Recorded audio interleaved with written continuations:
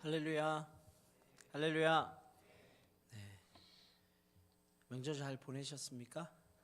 네, 어디 많이 안 가시고 금방 올라오신 것 같아요. 네, 우리 옆에 있는 분들하고 한번 인사하면 좋겠습니다. 예, 사랑하고 축복합니다.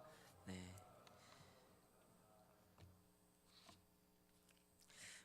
우리 하나님 말씀 같이 보도록 하겠습니다. 우리 빌립보서 1장 3절로 11절까지에 있는 말씀, 우리 한 절씩 교독하도록 하겠습니다.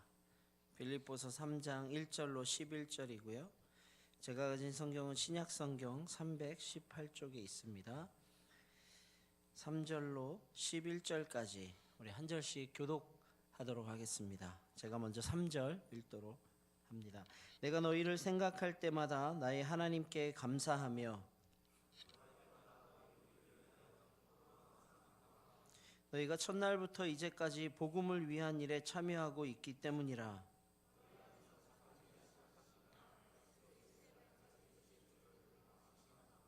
내가 너희 무리를 위하여 이와 같이 생각하는 것이 마땅하니 이는 너희가 내 마음에 있음이며 나의 매임과 복음을 변명함과 확정함에 너희가 다 나와 함께 은혜에 참여한 자가 됨이라.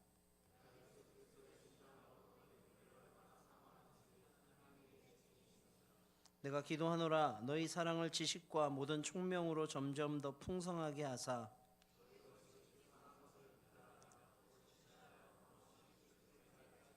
우리 함께 읽습니다. 예수 그리스도로 말미암아 의의 열매가 가득하여 하나님의 영광과 찬송이 되기를 원하노라. 아멘.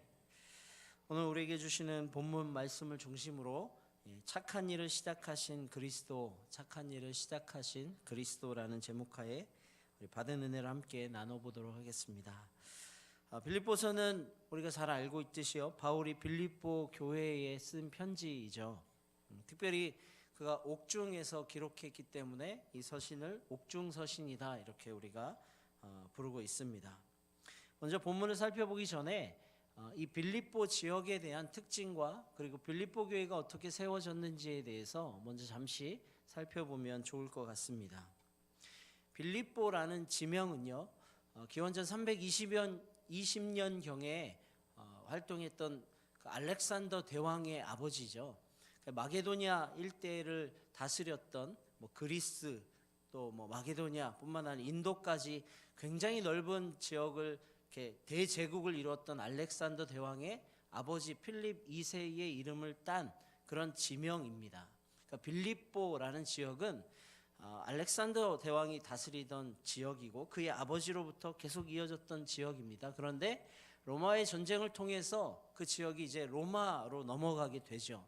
그리고 나서 로마가 그 지역을 다스리기 시작하는데 그 땅에 있던 원래 살던 사람들의 이 성향이 좀 야만족이었던 것 같아요. 그래서 다른 사람들의 지배받기를 거부하고 스스로 개척하면서 살기를 좋아했던 사람들인 것 같습니다.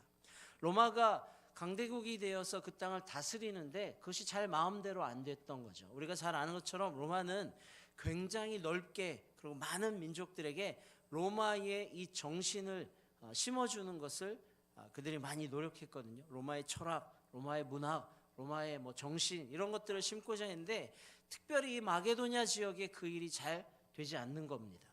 그래서 그 땅 가운데 특별한 정책을 하나 실시하게 되는데요. 그것이 로마의 퇴역한 군인들을 이 빌립보 지역으로 이주시키는 정책을 그들이 하게 됩니다. 근데 여러분 생각해 보세요. 퇴역한 군인이라고 하지만 쉽게 이 다른 나라에 가서 다른 지역에 가서 사는 것이 쉽지 않잖아요. 자기가 삶의 거주지를 옮겨서 다른 곳에 사는 것이 이렇게 별로 이렇게 달갑게 다가오는 것은 아닌 것이 분명합니다. 때문에 로마에서 어떤 정책을 펼쳤냐면 누구든지 퇴역한 군인들을 그로 보내면서 그곳에 가서 로마의 정신을 심는 자들에게는 로마의 시민권을 부여하는 거예요. 로마의 시민권. 당시의 로마의 시민권이란 것은 굉장한 특권을 가지고 있던 그런 권리라고 할 수 있습니다. 우리가 잘 알고 있듯이 바울이 그런 얘기를 하죠. 나 로마 시민이다. 자기가 이렇게 핍박당할 때 그 자기가 로마의 시민권자라는 사실을 어필했던 것처럼 로마 시민권을 가지고 있는 사람들은요, 함부로 때리거나 함부로 신문하거나 그렇게 할 수가 없었어요. 로마 시민권의 그런 어떤 힘이라고 할 수 있습니다. 여러분, 그 군인들에게 로마 시민권까지 부여하면서 그 지역에 가서 살도록 하고 그곳에 로마의 정신이 깃들도록 굉장히 공을 들인 지역이 이 빌립보라는 지역입니다. 이런 지역에 사도행전 16장에 보면 이제 바울이요 제2차 전도 여행을 떠나게 되는데 그 지역에 영적인 아들 디모데와 함께 그곳에 가서 복음을 전파했음을 우리가 확인할 수 있죠. 여러분, 목사님, 담임 목사님 설교 우리 사도행전 계속 강의하시면서 이 부분을 우리와 함께 나눠주셨는데 우리가 복습하는 차원에서 함께 다시 살펴보면요, 사도행전 16장에 보면 이 바울이요 영적인 아들 디모데와 함께 첫 번째 여행은 바울이 신라와 함께 전도여행을 갔지만 두 번째는 그와 의견이 틀어져서 이제 영적인 아들 디모데를 데리고 두 번째 전도여행을 떠납니다. 근데 바울이 원래 가고자 했던 곳은 어느 지역이었습니까? 어느 지역으로 바울이 전도여행을 가고 싶어 했습니까? 아시아였어요. 아시아. 지금 우리가 부르는 아시아와는 좀 다른 아시아입니다. 소아시아라고 해서요, 지금 현재 지역으로 하면 터키 지역이죠. 터키 지역으로 전도 여행을 가고자 했어요. 왜냐하면 그곳에 갔을 때 자기가 뿌린 전도의 열매들이 굉장히 잘 맺어졌던 것을 기억하고 있기 때문에, 우리가 그렇잖아요. 전도를 했는데 계속 그곳에서 좋은 복음의 능력들이 나타나고 열매가 맺혀지면 또 가고 싶어지는 것이 사람의 마음이잖아요. 그런데 하나님께서, 성령께서 그 아시아로 가는 것을 가로막습니다. 성령께서 아시아로 나아가서 복음 전하는 것을 막았다라고 성경이 기록하고 있습니다. 대신에 아시아로 가고자 했던 그의 발걸음을 돌려서 어디로 가게 하십니까? 마게도냐, 빌립보 지역으로 가게 하시는 것을 우리가 볼 수 있습니다. 환상을 사용하시죠. 사도행전 16장 9절에 보면 이렇게 기록되어 있습니다. 밤에 환상이 바울에게 보이니 마게도냐 사람 하나가 서서 그들에게 청하여 이르되 마게도냐로 건너와서 우리를 도우라 하거늘. 아시아로 가고자 했던 그의 발걸음을 옮긴 결정적인 이유는 하나님께서 보여주신 환상입니다. 마게도냐 사람이 환상 가운데 나타나서 손짓하면서 이쪽으로 좀 건너와서 우리를 도와줘라 라고 외치는 그 성령의 강한 메시지를 통해서 그가 전도 여행의 계획을 바꾸고 마게도냐로 지금 나아가고 있습니다. 그리고 나서 첫 번째 만난 첫 성이 바로 빌립보입니다. 빌립보에 가보니까요, 유대인들이 별로 없고요, 거의 다 헬라 문화권에 있는, 앞서 설명드린 대로 로마의 그 퇴역한 군인들의 그런 사상을 이어받은 로마의 문화가 그곳에 있는 거죠. 그곳에 가서 복음을 증거하고 교회를 세우는데 첫 번째 만난 사람이 누구죠? 여러분 기억하십니까? 자주장사하면 누가 떠오르죠? 다른 말로 엄마 분식하면 누가 떠오르죠? 루디아 권사님. 자주장사 루디아. 여러분, 루디아를 이곳에서 만나게 됩니다. 루디아를 만나서요, 루디아에게 복음을 증거하고 그 여인을 통해서 빌립보 성의 첫 교회가 세워지게 되는 거죠. 이러한 역사를 가지고 있는 교회가 바로 빌립보 교회다라고 말씀드릴 수 있습니다. 바울이 얼마 동안 이 교회에 머물렀는지는 정확하게 알 수 없지만, 그러나 머무르는 동안에 그 교회를 세워가고 다져가고 성도들을 훈련하면서 굉장히 좋은 관계를 맺었다라는 것은 우리가 사도행전을 통해서 또 오늘 빌립보서를 통해서 확인할 수 있습니다. 목회자와 성도 간에 굉장히 좋은 유대 관계를 맺고 있었음이 분명합니다. 왜냐하면 바울이 빌립보를 떠나서 다른 지역으로 복음을 전하러 가는 곳곳마다 이 빌립보 교인들이요, 후원을 하는 거예요. 헌금을 하고 그를 돕고, 심지어 지금 옥에 갇혀 있는 이 상황에서도 바울이 옥에 갇혀 있다라는 소식을 듣고, 바울이 빌립보에서 사역할 때 영적으로 함께 동역했던 에바브로디도라는 사람을 보내서 그를 선출해서 물질과 함께 그들을 후원하도록, 바울을 후원하도록 지금 바울에게 보낸 거예요. 그러니까 에바브로디도가 헌금을 가지고, 그의 쓸 물건을 가지고 지금 바울이 있는 이 옥으로 다가온 것이죠. 그리고 나서 물질의 후원뿐만 아니라 이 빌립보 교회 안에 있던 그런 소식들도 전해주게 되는 것입니다. 여러분, 긍정적인 소식이 있는가 하면 부정적인 소식이 있는 것이 어찌 보면 당연합니다. 이제 바울이 사역하고 나서 그곳을 떠나오고 나서 시간이 지나고 나니까 어떤 사람들은 바울을 쫓아 계속해서 바울의 정신을 이어가는 사람이 있는가 하면, 이제 바울이 없다 보니까 그러지 말고 우리의 방법대로 좀 하자, 이런 사람들이 나타났던 것 같아요. 교회 안에 분열이 좀 나타나게 된 것을 우리가 성경을 통해서 확인할 수 있습니다. 빌립보서 4장 2절에 보면 바울이 그 소식을 전해 듣고 이렇게 빌립보 교인들에게 편지하는 것을 확인할 수 있습니다. 내가 유오디아를 권하고 순두개를 권하노니 주 안에서 같은 마음을 품으라 라고 권면하고 있습니다. 그러니까 그 교회 안에 분열이 나타나는 거예요. 다른 마음들이 생겨나기 시작했다는 것을 짐작할 수 있습니다. 그런 상황 속에서 이런 소식을 다 전해 듣고 바울이 지금 이 빌립보 교인들에게 편지를 쓰고 있는 거예요. 그들에게 영적인 권면을 하고 있는 것입니다. 오늘 이 말씀을 통해서 우리가 숙지해야 할, 배워야 할 몇 가지 사항들이 있을 것 같아요. 여러분, 하나님께서 그 교회 가운데 역사하시고 바울과 빌립보 교회의 온전한 주인이 되어 주시는데, 그 중심에 그 일을 시작하신 분이 바로 예수 그리스도이심을 우리가 기억해야 하는 줄 믿습니다. 오늘 말씀을 통해서 그걸 확인하고 싶은데요, 바울이 1절과 2절 말씀에 서론적인 인사를 건넵니다. 1절 우리 같이 한번 읽어볼까요? 1절 말씀에 이렇게 기록되어 있습니다. 함께 읽도록 하겠습니다. 시작. 그리스도 예수의 종 바울과 디모데는 그리스도 예수 안에서 빌립보에 사는 모든 성도와 또한 감독들과 집사들에게 편지하노니. 빌립보서는 다른 서신서들과 조금 다릅니다. 시작을 좀 다르게 시작하는 것을 볼 수 있어요. 그리스도 예수의 종 바울과 디모데라고 소개합니다. 뭔가 바울이 늘 자기 자신을 소개하면서 어필했던 중요한 단어 하나가 빠진 것을 볼 수 있습니다. 여러분, 그 단어가 무슨 단어인지 알아차리시겠습니까? 무슨 단어가 빠져 있죠? 사도라는 단어가 오늘 빌립보서에서는 빠져 있습니다. 바울이 늘 자기 자신을 소개하면서는 이 사도라는 단어를 꼭 썼어요. 예수 그리스도의 사도된 바울, 하나님의 부르심을 받은 사도된 바울, 이 사도라는 표현을 반드시 썼습니다. 그런데 오늘 본문에서는 사도라는 표현을 쓰고 있지 않아요. 왜냐하면 편지를 받는 대상의 성격이 다르기 때문에 그렇습니다. 사도라는 단어를 쓴 곳에는요, 보통 유대인들이 많이 상주해서 바울의 사도권을 가지고 문제를 삼던 사람들에게 편지를 쓸 때 자신의 사도권을 어필했습니다. 근데 빌립보 교회는 주로 이방인들이었기 때문에 굳이 사도라는 것을 밝히지 않아도 되는 지역이라는 것을 우리가 짐작할 수 있습니다. 그런가 하면 한 가지 더 엿볼 것은, 바울이요 자기 자신과 디모데를 동격으로 놓고 예수의 종 바울과 디모데라고 표현하고 있음을 우리가 또 살펴볼 수 있습니다. 여러분, 이것은요 사실 당시 문화 속에서는 잘 이해하기 어려운 부분이에요. 왜냐하면 디모데는 영적인 아들입니다. 때문에 동격으로 쓸 수 없어요. 나이도 어리고요, 영적으로도 아들이고, 그렇기 때문에 바울과 디모데를 같은 그리스도의 종이라는 개념 속에 묶는 것 자체가 당시 문화 속에서 이해할 수 없습니다. 그런데 바울이 굳이 이렇게 쓰고 있어요.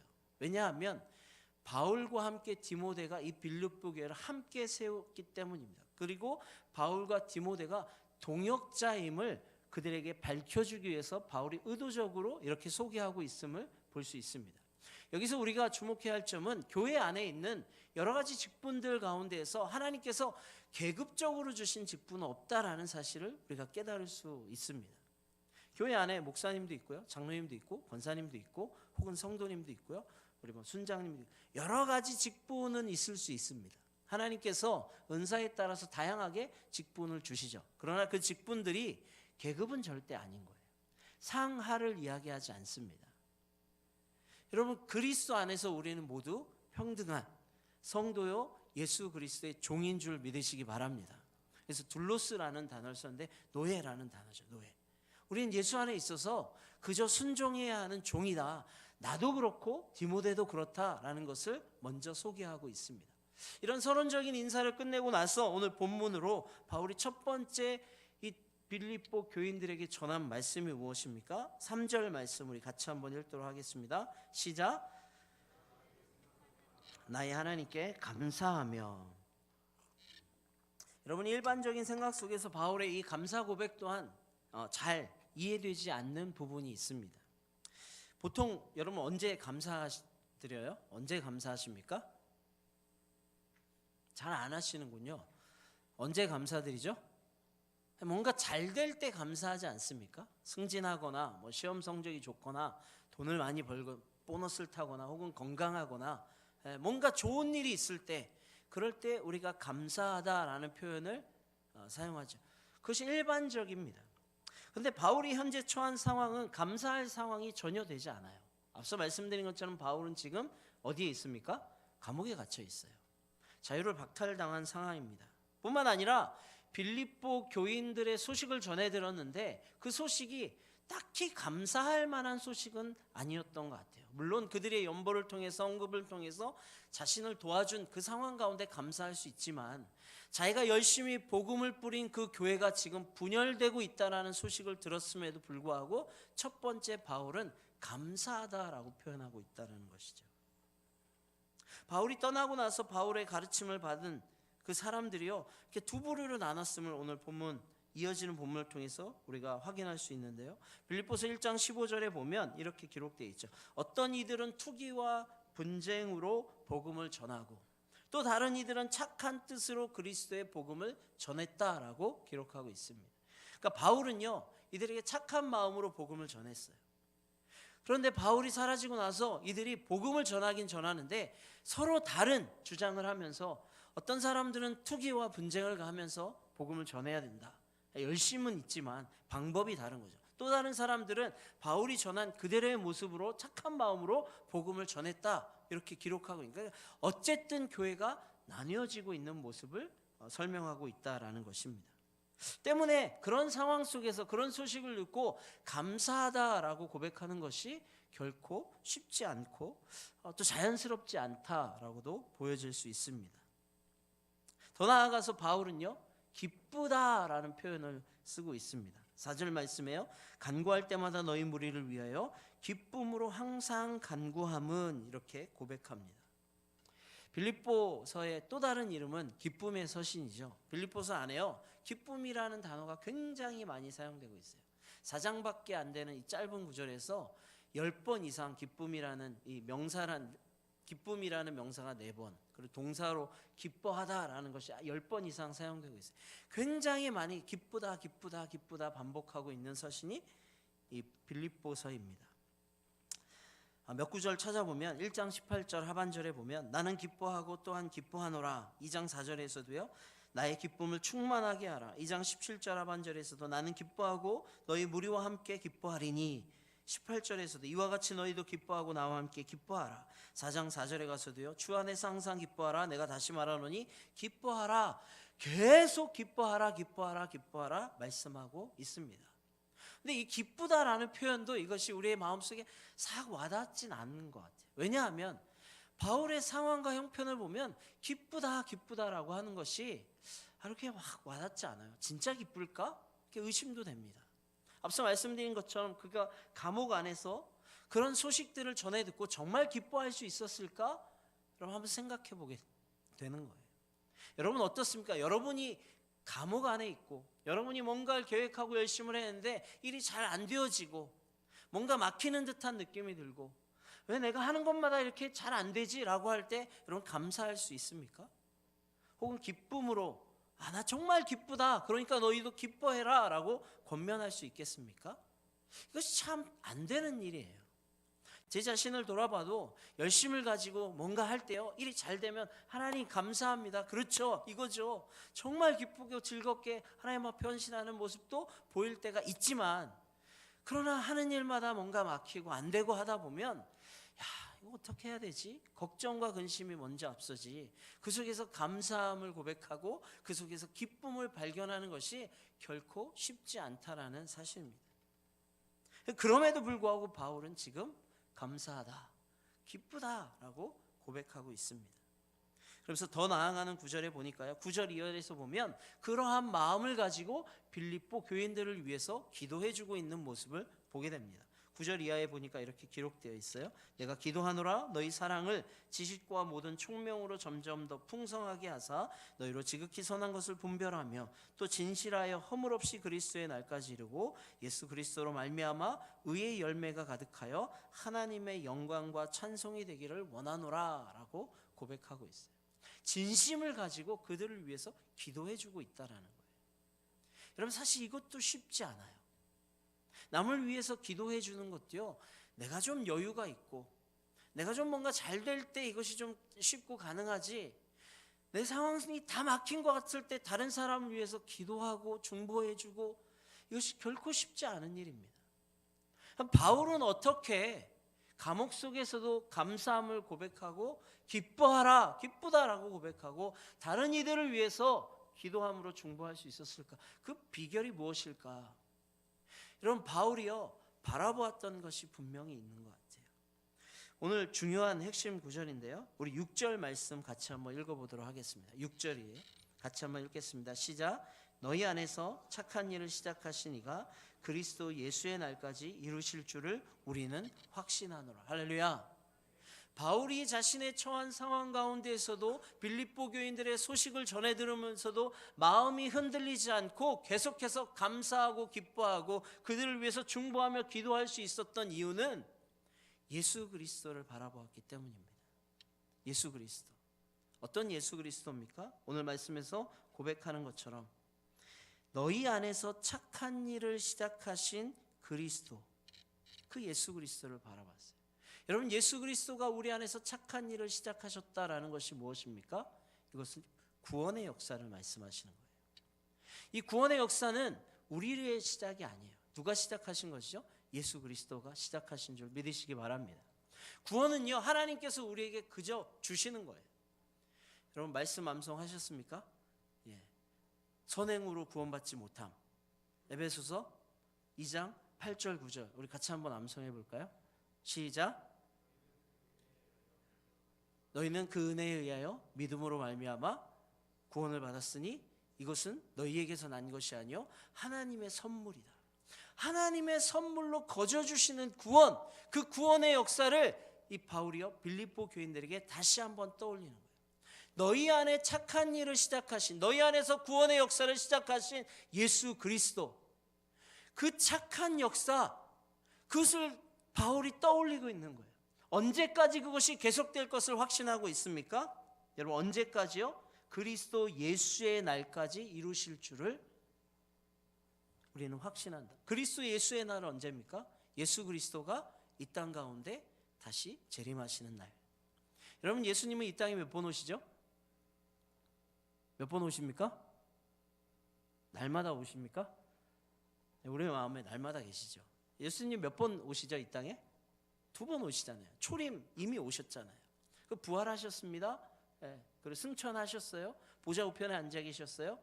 예수님이 보좌 우편에 앉아 계시는 동안 우리에게 대신 누구를 보내주셨습니까? 성령 하나님 보내주셨죠. 예수 그리스도의 영이신 성령 하나님을 우리 안에 보내주셔서 우리가 함께 할 수 있도록, 지금 우리와 함께 하시는 분이 엄밀히 말하면 그래서 누구세요? 성령 하나님이시죠. 성령 하나님. 그리고 부활하셔서 승천하신 예수 그리스도가 예수의 날 마지막 재림 때 다시 우리 가운데 오신다는 사실이에요. 그날까지 이 구원의 역사를 누가 계속해 나가신다고요? 예수님께서. 예수님께서 계속해 나가신다는 거예요. 그러니까 바울이 이 예수 그리스도, 구원의 능력이 되시는 예수 그리스도를 바라보니까 자신의 갇힘이요 전혀 문제가 되지 않는 거예요. 빌립보 교인들의 나눠짐이 전혀 문제로 다가오지 않는 거예요. 왜요? 바울은 진짜 예수 그리스도 안에 있는 경험을 했기 때문에 그래요. 구원의 능력 되시는 예수 그리스도를 진짜 확신하고 있기 때문에 그가 그럼에도 불구하고 감사하다, 기뻐하다, 그래서 그들을 위해서 기도하고 중보할 수 있게 되었다라는 것입니다. 바울이 더 나아가서 이렇게 고백합니다. 여러분 7절 말씀 같이 한번 읽어볼까요? 시작. 내가 너희 무리를 위하여 이와 같이 생각하는 것이 마땅하니 이는 너희가 내 마음에 있음이며 나의 매임과 복음을 변명함과 확정함에 너희가 다 나와 함께 은혜에 참여한 자가 됨이라. 바울이 뭐라고 고백합니까? 너희가 내 마음에 있다라고 고백하고 있어요. 너희가 내 마음에 있다. 나와 함께 지금 내 매임 속에 너희도 함께 하고 있다라고 고백하고 있어요. 바울이 왜 이런 고백을 할 수 있습니까? 바울이 어떻게 이런 고백을 할 수 있게 됩니까? 여러분 8절에 그 핵심이 있는 것 같아요. 내가 예수 그리스도의 심장으로 너희 무리를 얼마나 사모하는지 하나님이 내 증인이 되시니라. 바울은요 예수 그리스도의 심장을 담았다라고 고백하고 있어요. 이것이 그냥 적당히 하는 표현이 아니에요, 여러분. 내 안에 너 있다 이렇게 뭐 이 마음 알지? 내 마음 이 마음이야 이런 표현으로 하는 게 아니라는 거예요. 바울이 예수 그리스도의 심장을 담았다는 것은 진짜 내 안에 예수 그리스도가 계시다라는 것을 확증하고 있는 거예요. 왜요? 어떻게 알 수 있습니까? 우리 갈라디아서 2장 20절 여러분 다 외우셨죠? 갈라디아서 2장 20절 같이 한번 외워볼까요? 시작. 내가 그리스도와 함께 십자가에 못 박혔나니 그런즉 이제는 내가 사는 것이 아니요 오직 내 안에 그리스도께서 사시는 것이라. 그래서 내가 이제 육체 가운데 사는 것은 나를 사랑하사 나를 위해서 자기 자신을 버리신 하나님의 아들을 믿는 그 믿음 안에서 사는 것이다. 이렇게 고백하는 거예요. 바울은 예수 그리스도가 나를 위해서 실제로 죽으심을 그가 경험했다는 거예요. 그래서 내 안에 사시는 분이 예수 그리스도다. 나는 이미 죽었다. 그래서 예수 그리스도가 내 안에 있고 그 심정으로 그들을 바라보고 내가 예수님을 바라보니까 자신이 처한 환경이여 눈에 들어오지 않는 거예요. 지금 그 고백을 하는 거예요. 그렇게 바라보니까 오히려 그들을 바라보면서도 계속해서 감사할 수 있는 거예요. 오히려 기뻐할 수 있는 거예요. 오히려 그들을 향해서 중보하며 기도할 수 있는 거예요. 여러분 이러한 은혜가 저와 여러분에게 있기를 주의 이름으로 축복합니다. 예수 그리스도를 바라보는 자들은요 예수님이 우리 안에 심령에 들어와서 우리 안에 역사하는 사람들은 따라서 바라보는 관점이 달라요. 겉으로 드러나는 표면적인 현상을 바라보지 않는, 여러분 그 중심에서 역사하시는 예수 그리스도를 바라보는 거예요. 때로 넘어지고 때로 실패할 때도 있죠. 때로 좌절할 때도 있어요. 분명히 살다 보면 우리가 삐끗하고 실수하고 넘어질 때도 분명하게 있습니다. 그런데 그보다 더 분명한 것은 무엇입니까? 그럼에도 불구하고 그 안에서 예수 그리스도가 우리의 중심 속에서 일하고 계시다라는 거예요. 할렐루야. 여러분 넘어질 때 여러분을 그냥 놔두시지 않는다는 거예요. 여러분 실패하고 좌절할 때 그냥 예수님께서 그저 바라보고 계시다는 거 아니라는 거예요. 우리 주님이 손 내밀어서 잡아주시고 다시 일으켜주시고 세임 주시는 그 예수 그리스도, 그분이 태초부터 계획하신 그 구원의 계획을 그분이 이루어 가신다는, 그분이 예수님이 이루어 가신다는, 언제까지? 주님 다시 오실 때까지. 우리는 어떻게 하면 됩니까? 여러분 그저 그 주님과 함께 하면 돼요. 그 주님을 바라보면 되는 거예요. 주님을 바라보는 거예요. 요한복음 15장에 보면 예수님과 우리의 관계를 포도나무와 가지의 관계로 잘 설명하고 있습니다. 그렇죠? 예수님은 뭐라고 비유하시죠? 자기 자신을 누구라고 가르치십니까? 나는 포도나무요 너희는 가지라고 말씀하고 있습니다. 밭의 농부는 누구예요? 하나님이시죠. 하나님이 농부세요. 예수님이 포도나무예요. 여러분 가지가 잘 열매 맺기 위해서는 어떻게 해야 된다라고 예수님이 가르쳐주고 계시죠? 가지는 어떻게 해야 됩니까? 포도나무에 너무 어렵나요? 굉장히 고차원적. 가지가요 가지의 역할을 감당하기 위해서 가지가 해야 할 것은 그저 포도나무에 붙어 있기만 하면 되는 거예요. 할렐루야. 포도나무에 붙어 있으면 가지가 열매를 맺습니까? 포도나무가 가지에게 열매를 맺게 합니까? 어떻게 하죠? 나무가 가지에게 열매를 맺게 하는 거예요. 포도나무의 입장에서 보면 그냥 붙어 있기만 하면 자연스럽게 열매가 맺어져야 돼요. 그런데 많은 그리스도인들이요 좀 오해할 때가 있는 것 같아요. 여러분 좋은 열매들이 여러분 삶 가운데 맺혀지길 간절히 원하죠. 그렇죠. 여러분 삶 속에서 성령의 열매들이 막 맺혀지고 아름다운 결과들이 일어나길 원하잖아요. 근데 때로 우리가 결과만 바라보고 있지 않나 이렇게 생각해 봐요. 열매를 맺고 싶어요. 좋은 열매들로 하나님 앞에 영광도 드러내고 싶고, 그런데 중요한 것은 나무와 떨어져 있어요. 나무에 붙어 있기만 하면 자연적으로 열매가 맺혀지는 건데, 우리가 나무에 붙어 있는지 붙어 있지 않은지는 확인하지 않고 열매만 바라보고 있지 않은지 여러분 돌아봐야 된다는 거예요. 여러분 바울은요 예수 그리스도 안에 있고 예수 그리스도가 그 안에 거하시는 것을 확인했다라는 거예요. 그래서 예수 그리스도의 심장을 가지고 있다. 근데 그 심장으로 주님의 시선으로 너희를 바라보니까 너희가 구원을 이루어가는 과정 속에 있다라는 것을 깨달았다는 거예요. 그러니까 감사도 기쁨도 그들을 위해서 중보하며 기도도 할 수 있게 되었다라는 것입니다. 사랑하는 성도님 여러분, 빌립보서는 기쁨의 서신이라고 말씀드렸어요. 왜 기뻐할 수 있을까요? 바울은 무엇을 바라보았습니까?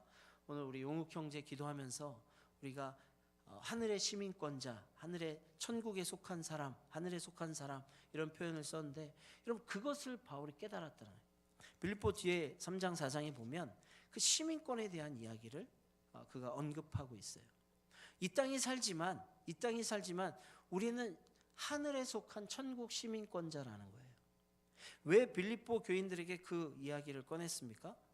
이 빌립보 성도들이 앞서 설명드린 것처럼 로마에 살지 않아요. 마게도니아 빌립보에 살아요. 그러나 그들은 어떤 시민권자예요? 로마 시민권자예요. 이해되세요? 특권을 가지고 있는 거예요. 근데 그런 특권을 가지고 있는 빌립보 교인들에게 야, 그 로마 시민권도 사실 별거 아니야. 그보다 더 중요한 천국의 시민권이 있어. 우리가 그리스도인으로서 하나님께서 우리에게 부여하신 놀라운 특권, 천국 시민권자로 살아가야 돼. 그러기 때문에 우리가 기쁘다라는 거예요. 이 전체의 주제가 그렇게 연결이 되는 겁니다. 여러분, 이 은혜가 저와 여러분에게 있기를 주의 이름으로 축복합니다. 우리가 하나님을 바라보고 예수 그리스도를 바라보고 믿음의 주여 우리를 또 온전케 하시는 예수 그리스도께 집중할 때 우리 안에서 감사가 터져나오고요, 기쁨이 터져나오고 기도의 제목들이 계속해서 나타나게 될 줄 믿습니다. 여러분, 이 시간 예수 그리스도를 바라보시기 바랍니다.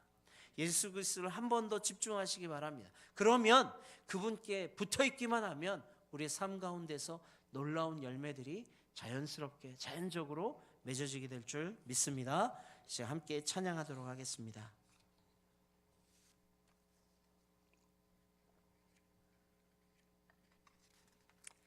우리 은혜로다 이 찬양 같이 하나님 앞에 드리고 함께 기도하는 시간 갖도록 하겠습니다.